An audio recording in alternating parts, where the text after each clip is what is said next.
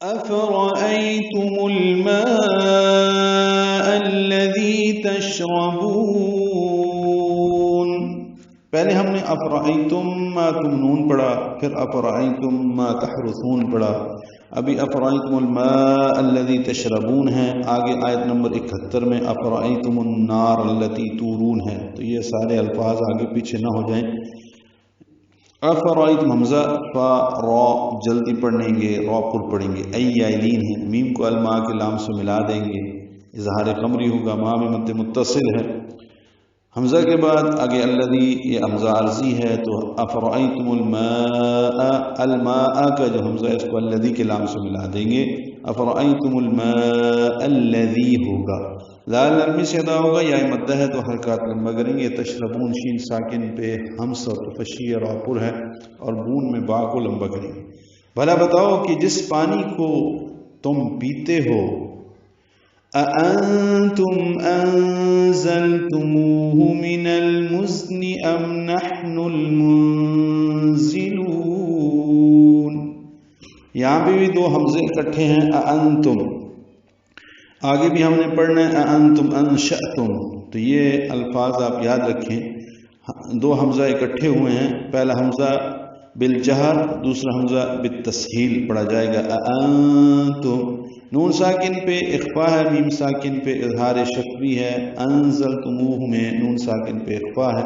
زا کو لام سے ملائیں گے، مو غو مدہ ہے، دو حرکات لمبا ہے، من المزن، یہ لام پڑھا جا رہا ہے اظہار قمری، ذات صفیر کی آواز سے ادا کریں گے، یہاں پہ 3 مرتبہ انزل میں بھی، مزن میں بھی، اور آخر میں المنزلون میں بھی زا ہے، ام میم ساکن پہ اظہار شفوی، نحن حا ساکن پہ حمز، نون کو المنزلون کے لام سے ملانا ہے، اظہار قمری، منزلون میں نون ساکن کے بعد زانی کی وجہ سے اخفا ہوگا، ذات صفیر کی آواز سے ادا کریں گے اور لام کو لمبا کریں گے، وقفاً متعار للسکون ہے۔ کیا تم نے اس پانی کو بادل سے برسایا ہے یا اس کو برسانے والے ہم ہیں؟ لو نشاء جعلناه أجاجا فلولا تشکرون،